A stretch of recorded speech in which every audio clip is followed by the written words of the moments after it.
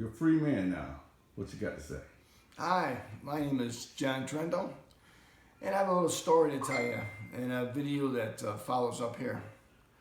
I was under a contract with the state of Michigan, and to get out of that contract, they told me I was mentally ill. And to get out of that contract, I had to go to court and find somebody that would testify that I was not mentally ill. So I looked up a psychologist online and found one that would charge me and take Medicare. And I had him interview me, and we interviewed me for 20 hours, 2 hours a month for 10 months. And he also tested me every which way he could. And he testified in a court of law that he could find no mental defects in me whatsoever. And the jury deliberated 5 minutes, and I was considered not with any mental defects whatsoever. What was the doctor's name? Doctor's name was Dr. Wilkinson out of Sterling Heights. He's a psychologist. And it was extremely thorough. He didn't know a lot when I asked him any questions, but as far as him asking me questions, he knows my whole life history. He evaluated it from one side to the other side, everything he could.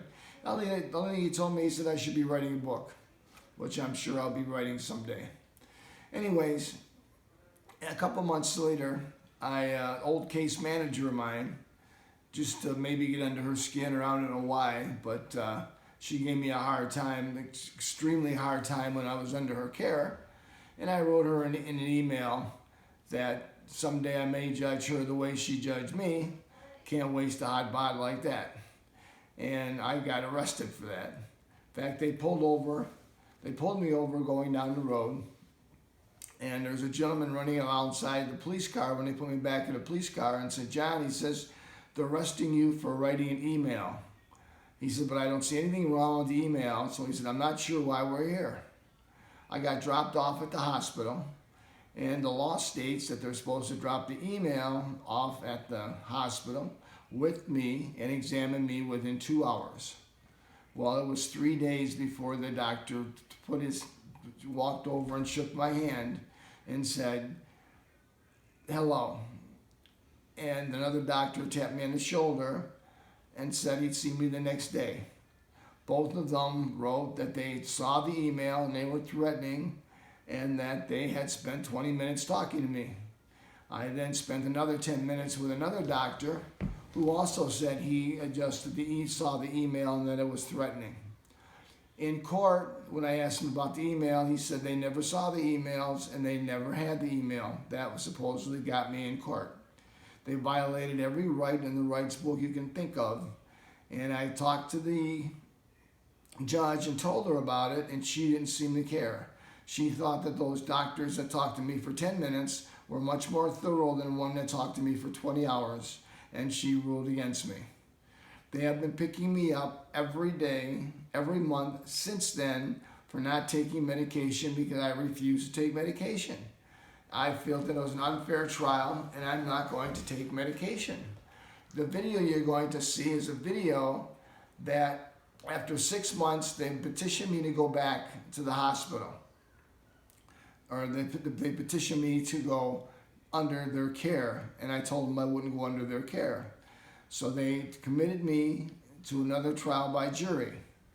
And in the trial by jury, I petitioned 3 of the government employees by subpoena, and none of the government employees showed up.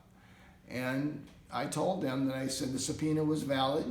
I said there's no way to do an invalid subpoena because the only way it can be invalid if I serve it, and I didn't serve it. And they never showed up for court, so as far as I was concerned, that was a mistrial.